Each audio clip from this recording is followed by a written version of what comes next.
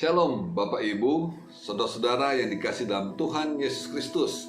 Tema renungan kita pada hari ini yaitu hormat kepada otoritas. Kita baca firman Tuhan dalam 1 Samuel pasal 24 ayat 6 sampai ayat ke-7. Lalu berkatalah ia kepada orang-orangnya, "Dijauhkan Tuhanlah kiranya daripadaku untuk melakukan hal yang demikian kepada Tuanku, kepada orang yang diurapi Tuhan, yakni menjamah dia, sebab dialah orang yang diurapi Tuhan." Dan Daud mencegah orang-orangnya dengan perkataan itu. Ia tidak mengizinkan mereka bangkit menyerang Saul.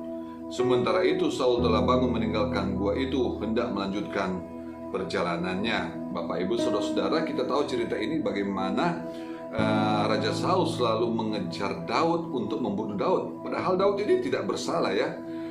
Hanya rasa iri hati aja Raja Saul kepada Daud.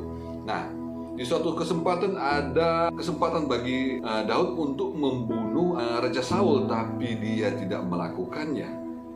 Karena dia tahu bahwa Raja Saul ini adalah otoritas tertinggi saat itu dan orang yang diurapi oleh Tuhan. Bapak Ibu, hormat kepada otoritas memang butuh ketabahan. Setiap kita pasti memiliki otoritas, dimulai dari keluarga, ada orang tua, ada suami, kemudian dalam pendidikan ada guru, dalam gereja ada gembala, kemudian dalam perusahaan ada misalnya manajer atau direktur ataupun owner. Nah, demikian juga dalam bermasyarakat ada namanya pemerintah. Mereka-mereka ini yang Tuhan percayakan kepada kita dan dipakai Tuhan untuk kebaikan kita.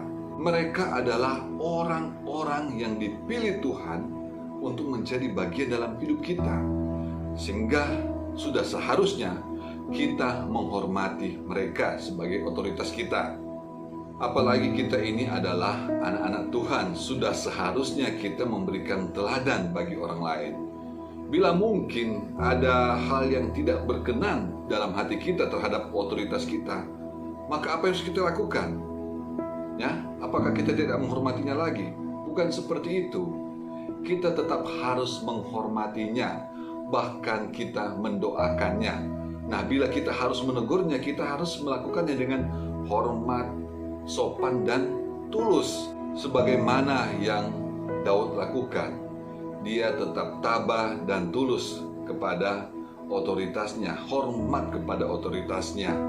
Nah, dia tidak mengambil tindakan tertentu di saat dia ada kesempatan, yaitu tindakan-tindakan negatif. Nah, di saat dia ada kesempatan dan tidak dia lakukan hal itu. Bagian kita tetap semangat, tetap andalkan Tuhan dan menghormati otoritas kita.